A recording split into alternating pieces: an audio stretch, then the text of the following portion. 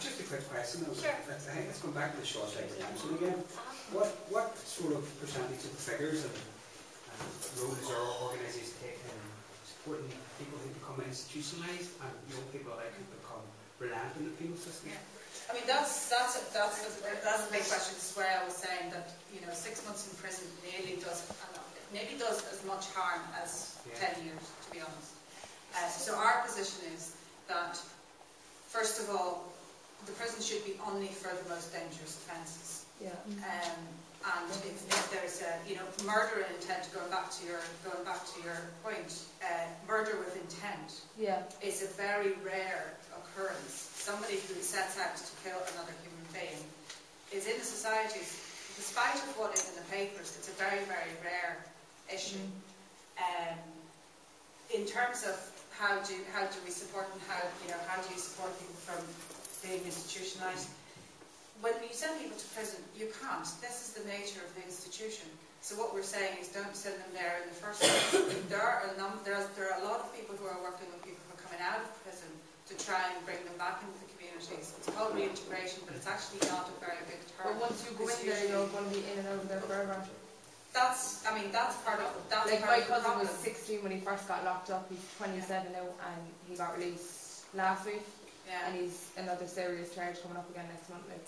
I mean, absolutely. Some of the children that I've met in children detention schools in the South of Ireland go from children detention schools. Their brothers are already in St. Pat's, and their fathers are already in Mountjoy, or somebody that they know. So it's a whole pathway nearly to going in. But don't they have that place where they send people from Portlaoise, what's it called, somewhere where they send them before they release them to rehabilitation? House, or the training unit. Oh, the training unit. Yeah. Like that's supposed to be like brilliant. Like they get them like already back to go into like normal world again. Like, but like be realistic. Once you're going to be a criminal, you're always going to be a criminal. Like a serious criminal, not like someone that robs like petty things. Like but you're not born a serious criminal. I know, but like you progress into it. Like you can. I mean, some people. It's a matter. Some people. There are two things. I mean, there's a matter of choice. Yeah. And some people choose because they think that the alternative is not as interesting. Some people go in and out because they can't handle the outside life. Because they don't know any better. Prison.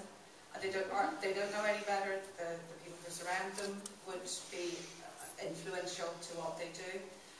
Some would go and get institutionalised. I mean, we're talking to families of prisoners who come out.